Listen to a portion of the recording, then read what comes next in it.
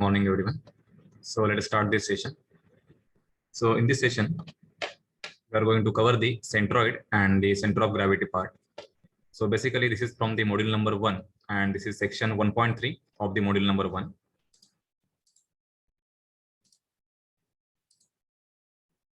So what is basically a centroid and the center of gravity?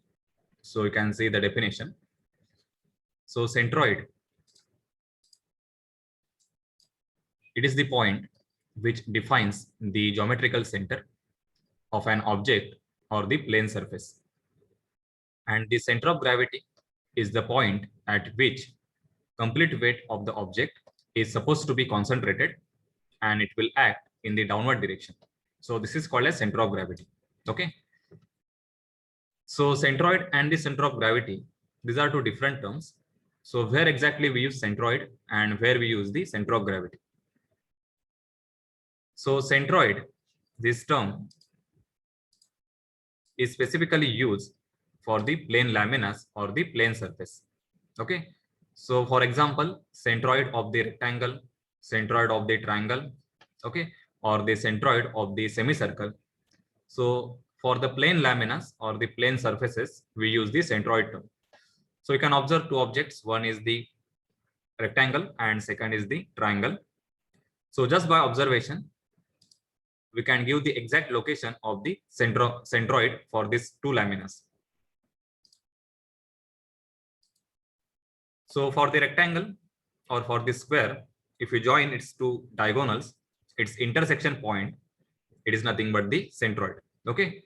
So centroid or the center of gravity, it is represented by the letter capital G. So this is the centroid for the rectangle or the square. In the second object, that is a triangle, if you draw the perpendicular from each corner on its opposite side, and if you find the intersection of all such perpendiculars, then we will get the intersecting point. It is nothing but the centroid. Okay. So for the standard geometrical objects, we can easily find out the centroid or the center of gravity.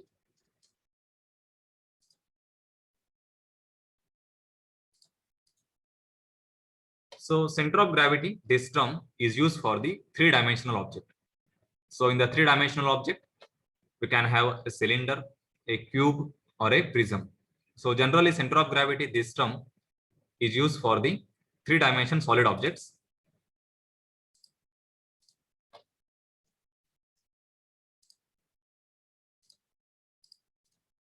So you can observe in the example, the first example, it is for the solid cylinder. So solid cylinder, it will have some weight or the mass. Okay.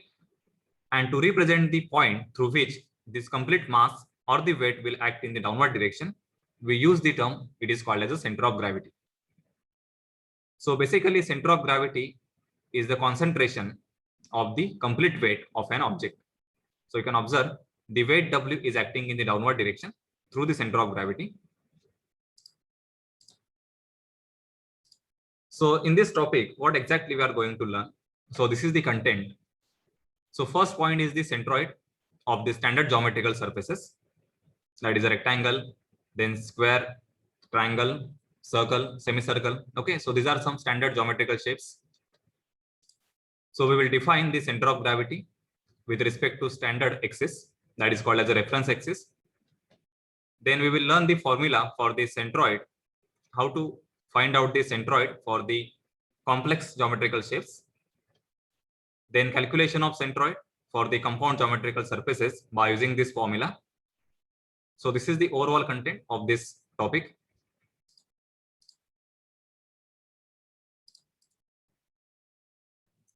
Okay, so this centroid for the standard area, the first one is the rectangle. So you can note down this. So suppose we have the rectangle having the side A and B as shown in the figure. Okay, and this is the point that is represented as the G. It is nothing but the centroid. Okay, so just by observation, we can say the centroid will exactly lie at the geometrical center. Okay, but when we use the centroid in the calculation part, we need to define the position of that centroid with respect to the standard axis. These are called as reference axis. Okay. So we can select two axes. One is the x-axis and second is the y-axis. So you can observe here. So these two axes, they are called as a reference axis. Okay. So now these two axes, they are exactly passing through the sides of this rectangle. Okay. So you can observe x and y coordinate of the centroid.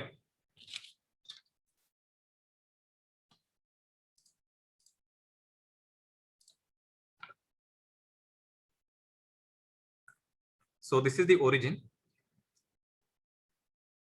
So x and y, these are 0, 0 for the origin. Okay. So with respect to this origin, we will define the coordinates of this center of gravity or the centroid. So centroid coordinates, they are represented as the capital X bar and capital Y bar. Okay. So basically this is X coordinate of this centroid and this is the Y coordinate. So X coordinate, it is nothing but the distance from the Y axis or along the X axis with respect to the origin. Okay. And this Y coordinate is nothing but the distance of this centroid with respect to the X axis or along the Y direction. So this is basically Y bar and this is the X bar. Now observe the given dimension. Its side is A and along the Y axis it is the B. So X bar, it is nothing but the A upon B. So this is X bar is equal to A upon B or A by 2, and this Y bar, it is nothing but the B by 2. Because centroid of the rectangle will lie exactly at the center. Okay. So at B by 2 and at A by 2 distance. So this is coordinates, X coordinate, and this is the Y coordinate.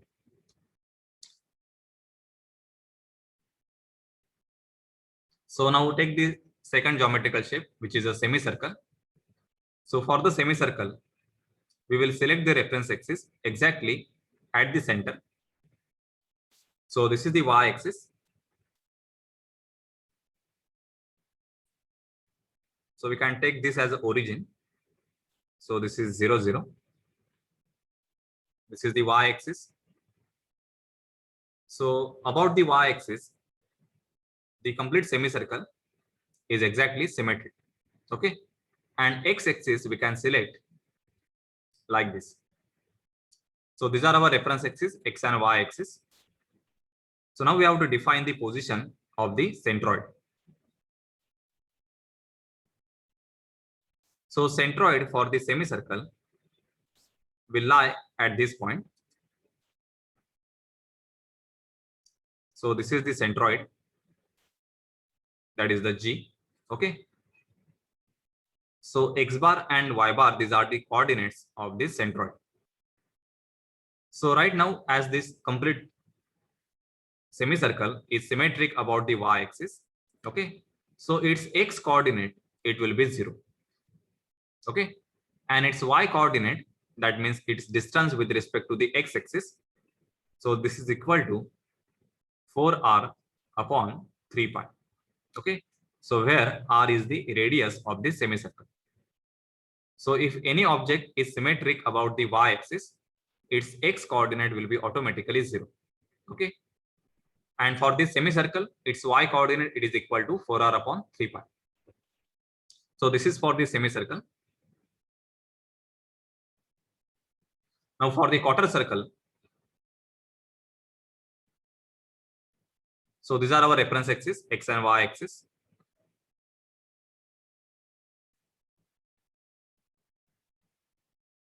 And at this corner of the quarter circle, we have the origin. So this is O00.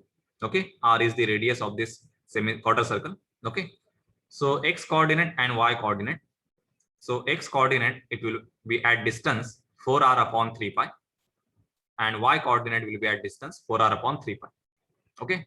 So X and Y both are same with respect to X and Y axis. So this Y bar, this is 4r upon 3 pi. And this X bar is also same. This is 4r upon 3 pi. So basically, centroid or the coordinates of centroid will give the position with respect to the x and y axis. Then next we have the standard shape. It is the right angle triangle. So for the right angle triangle, you can observe the x and y coordinates for the centroid. So this is the centroid. X bar and y bar, these are the coordinates. So x bar, it is equal to b by 3, where b is the base. Okay. And this is the 90 degree. So you have to remember, with respect to the 90 degree, distance will be b by 3. Okay. And here y bar, it is equal to the h by 3. So if this is the right angle triangle, from this 90 degree angle, this is the location of the centroid. Then this distance, this will be b by 3 if this total is b, and this distance, this is h by 3, where h is the height. Okay. So these are x and y coordinates, b by 3 and the h by 3. Next we have the sector. So this sector is symmetric about the x-axis.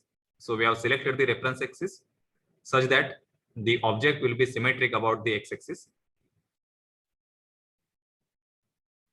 Okay. And this is the center, exactly at the origin. So sector is basically a small part of the circle. So if you draw the complete circle like this,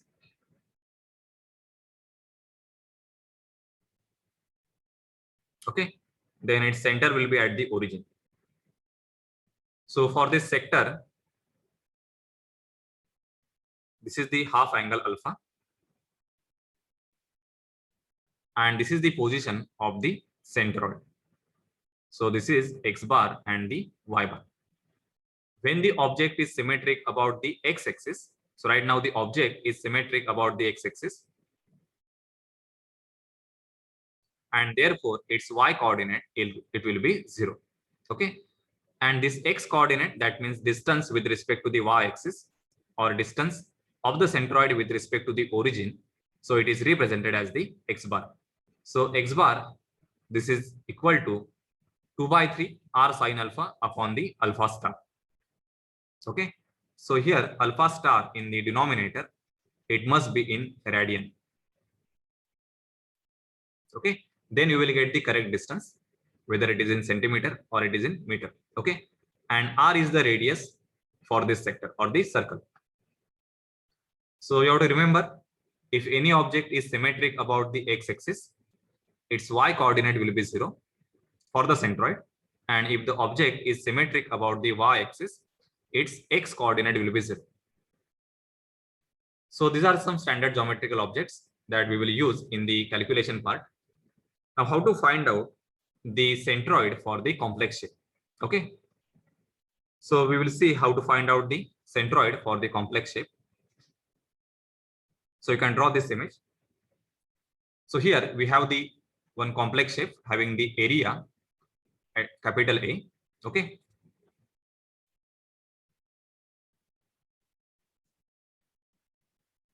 So basically this is a plane lamina.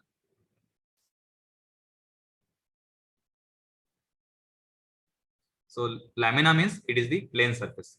Okay. So this plane lamina, it is having the area capital A. And this is not a standard geometrical shape like a rectangle, circle, or the triangle. Okay. So for such object, if you want to find out the location of the center of gravity or its coordinate x bar and y bar. So suppose this is the center of gravity or the centroid having the coordinate x bar and the y bar. We don't know what is the exact formula for x bar and y bar. So from this derivation, we will try to find out one equation for the x bar and y bar. Okay. So for that, we will divide this complete lamina into small areas. Okay. So you can observe here. So we have divided this complete area into small rectangles having the area A1, A2, A3, A4, and so on. Okay. So each rectangle, let us select one small rectangle having the area A1. Okay. So this A1, it will have the center of gravity at this point. So let us take the center of gravity is G1. So this G1 will have the coordinates x1 and the y1. So what is basically x1 and y1? Only for this small area, this is the position x1 with respect to the y-axis, and this is the position y1 with respect to the x-axis. So this will become x coordinate, and this is the y coordinate of this small area A1. Okay. So similarly, we will have the coordinate for the second area. So let us take, we have the second area here. So this is the G2. Okay. So this G2 will have the coordinates x2 and y2. Suppose we have the another small area. So this is the A3. So it will have the centroid G3 and its coordinate will be x3 and the y3. Okay. So similarly, this complete object, it will consist such infinite areas starting from A1, A2, A3 up to AN. Okay. So suppose somewhere here we have the area. This is the nth area. So it is AN and it is having the coordinates XN and the YN. Okay. And its center of gravity or the centroid, it is represented as the GN. Okay. So by using these small areas A1, A2, A3, we will try to find out the centroid of the whole lamina having the area capital A. So how to find out this? So we will use the area moment. So area moment is basically the moment of the area about the given axis or the given point. So finally here we will use the Varignan's theorem.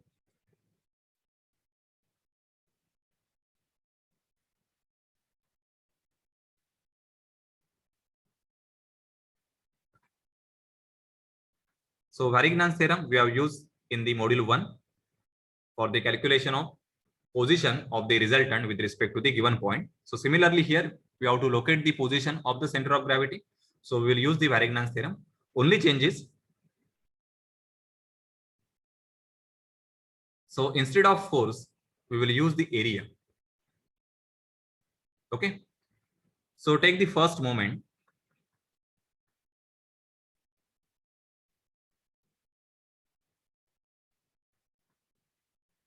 So area moment M1 for the area A1, it is equal to the A1 into X1. Okay. So what is basically A1 into X1? So this small area A1, its center of gravity is G1. Okay. So we are taking the moment about the y-axis.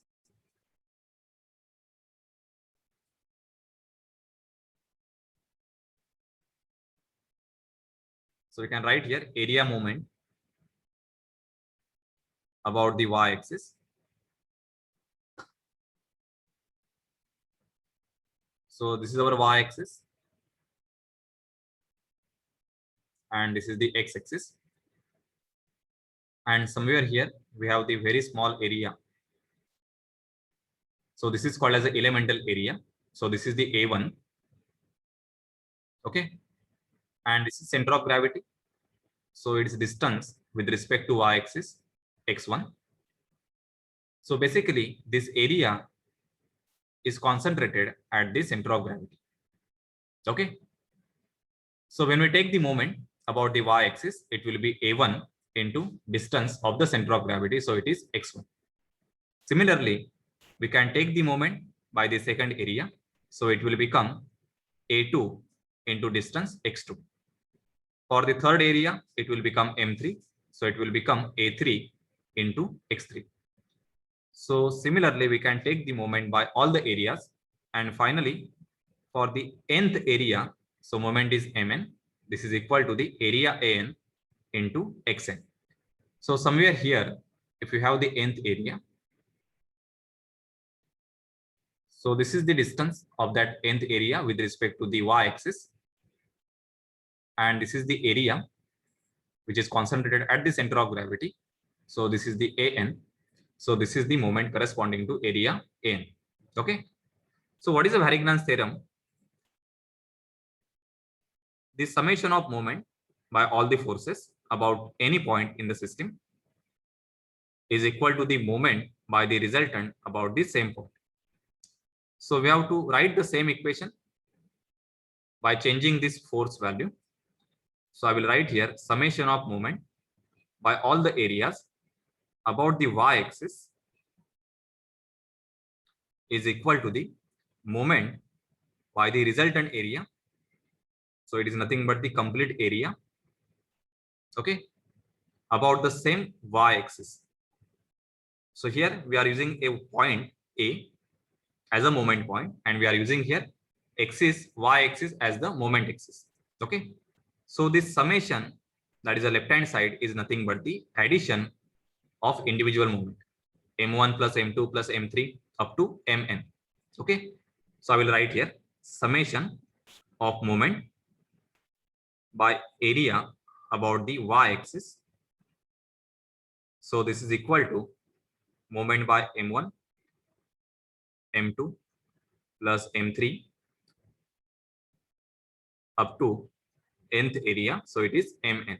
Okay, so we can put the value. This is a1 into x1 plus a2 into x2 plus a3 into x3 plus, for the nth moment, we have the an into xn. Okay, so this is nothing but the left hand side in this equation.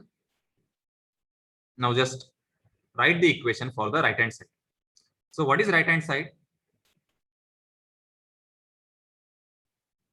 If you observe the complete area, so this is the complete area and this is the y-axis and this is the x-axis. Okay, so for this complete area, somewhere at this location, we will get the center of gravity. So this will be x bar and the y bar. So capital X bar and the y bar represent the center of gravity or the centroid of this whole lamina. It is having the area capital A. Okay, so from this point, the complete area will act. Okay, or complete area is concentrated at this point. So distance with respect to y-axis for this centroid is nothing but the capital X bar. So for the right hand side in the Varignan's equation, so this is summation of moment about y-axis is equal to the moment by the complete area about the y-axis. So this moment is nothing but the moment by the resultant area. Okay, so we can write the right hand side moment by the resultant area capital A about the y-axis. This is equal to complete area A into distance with respect to y-axis is nothing but the x bar. Okay, so now equate both the sides. So this is the equation for summation of moment. So it is a1 x1 a2 x2. So we will get a1 x1 plus a2 x2 a3 x3 dot dot dot plus an xn. This is equal to capital A into x bar. Okay,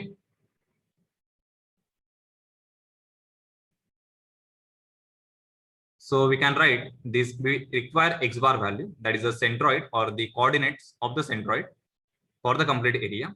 So I will write x bar is equal to a1 x1 a2 x2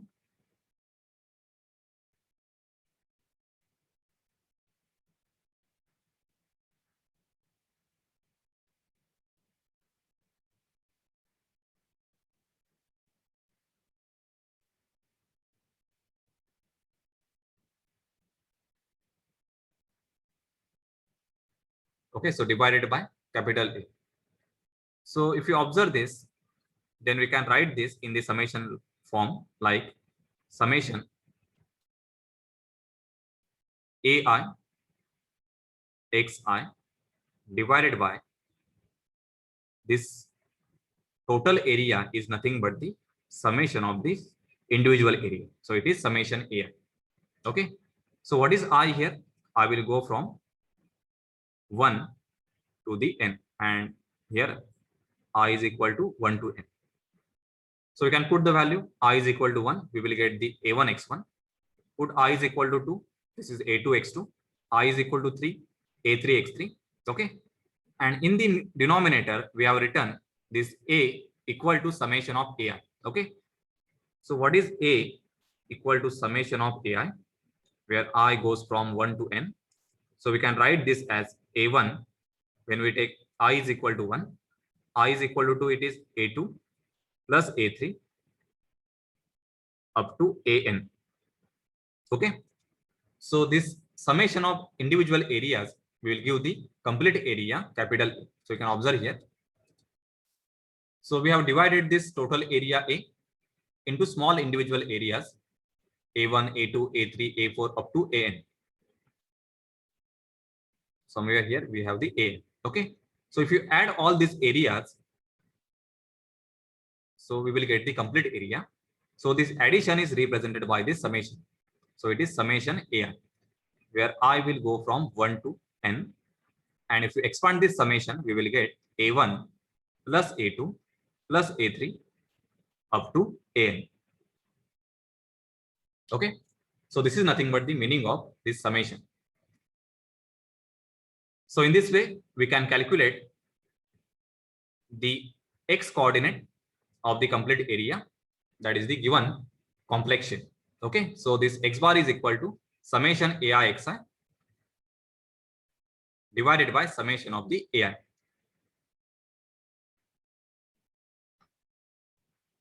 So this is x bar, which is summation AI xi divided by the summation of the area. And similarly, if you take the moment about the x-axis, then we can get the y coordinate.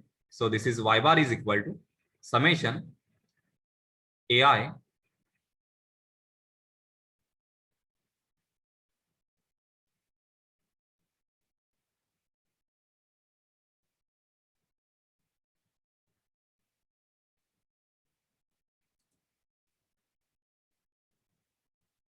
so y bar is equal to summation AI yi divided by the summation of the area. Okay. So this is the formula to find out the centroid of the complex geometrical shape. So I hope this is clear. So application of the center of gravity or the centroid. Okay. So first application in the design of the automobiles. So you can observe here two automobiles. So one is the F1 car, that is a racing car, and second is the normal car. Okay. So for the F1 car, you must have observed the height is low compared to the other cars. Okay. So why this is?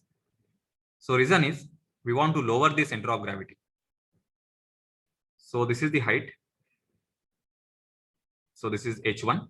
Okay. This is the center of gravity of this F1 car. So what is the reason we need to have the low center of gravity? Because when F1 car,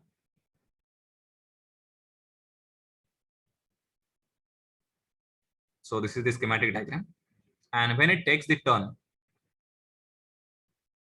on the curved surfaces or curved roads, okay, it is subjected to centrifugal force. So this is the Fc, and it will create the turning moment about the wheel. Okay, so this height is h. So as the racing car, they are moving with a very high speed, like 200 km/h. At such high speed, we will have the high value of the centrifugal force, that is the Fc. Okay, so this centrifugal force, it will create the moment about this point, and it will try to topple the vehicle in this direction. Okay, so if the center of gravity is very high, then it will may topple the vehicle like this. So it will create the moment in this direction, that is outward direction. Okay, and it will topple the vehicle from the its mean equilibrium position. That is the vertical position. And therefore, to minimize this turning moment, so this is the turning moment M. So M you can write, it is Fc into H. Okay. So we need to minimize this H value. And therefore, for the racing car, the center of gravity is so adjusted that it is having the very low value. Okay. So it is quite close to the ground. And so therefore, it will minimize the value of the turning moment. If you observe the normal cars, so you can observe here, somewhere here, we will have the center of gravity. So this is the value of the height or the center of gravity from the ground. Okay. So racing cars, normal cars, the max speed is almost 100 km/h. Okay. So generally, center of gravity is high compared to the racing cars. So this is one application. In this example, you can observe this is the double-decker bus. So in the double-decker bus, the center of gravity is much high compared to the racing cars or the normal cars. Okay. So this is the center of gravity with respect to the ground. So these are highly unstable on the curved surfaces. So when they are taking the turns, there is a huge possibility that they will topple on one side because of the turning moment.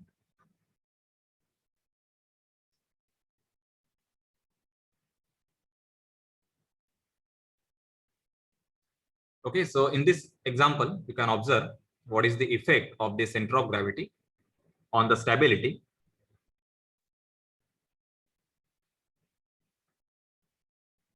So in the first image,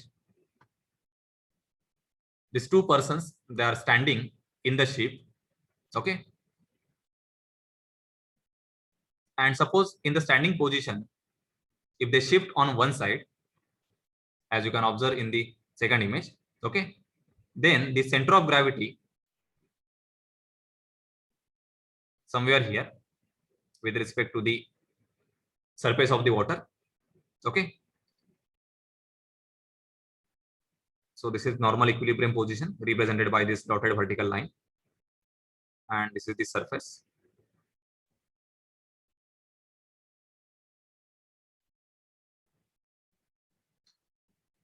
So when they shift on one side, let us take right side, we will have the position like this.